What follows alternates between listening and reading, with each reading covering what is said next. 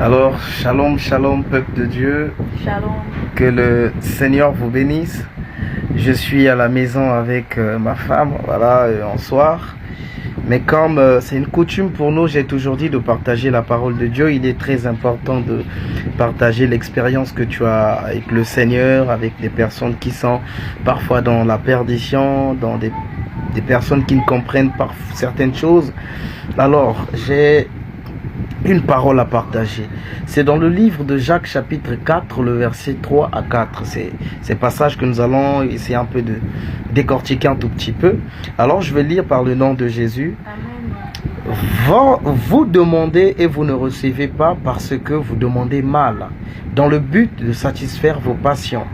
Adultères que vous êtes, ne savez-vous pas que l'amour du monde est inimitié contre Dieu? Celui donc qui veut être ami du monde se rend ennemi de Dieu. Ce n'est pas moi, c'est la Bible. C'est la Bible.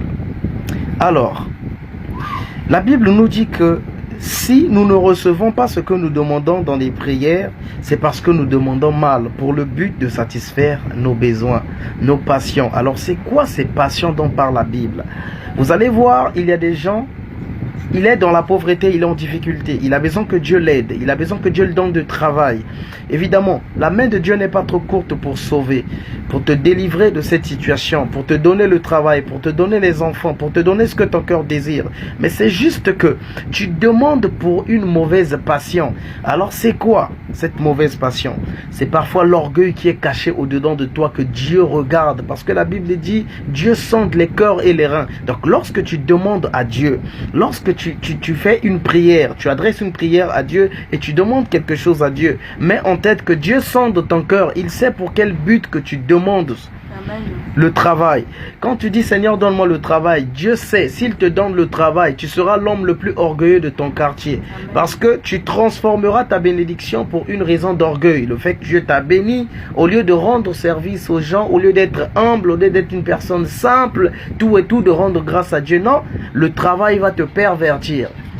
Alors parfois si tu es un homme marié, fidèle, tu étais juste avec ta femme, fidèle à ta femme parce que bon, tu manquais d'argent. Mais une fois que Dieu t'a béni, bon, tu te dis, bon, j'ai de quoi me dégoter des femmes, j'ai de quoi, tu deviens infidèle. Il y a beaucoup de raisons. Donc Dieu sait la raison pour laquelle parfois certaines prières ne sont pas exaucées. C'est pas forcément la foi. Tu mets en pratique ta foi, mais la pensée de ta prière est négative. C'est pour cette raison parfois Dieu ne nous bénit pas. Alors bien-aimé, fais de ton mieux de vivre conformément à la parole de Dieu. Tu verras la main de Dieu dans ta vie. Amen.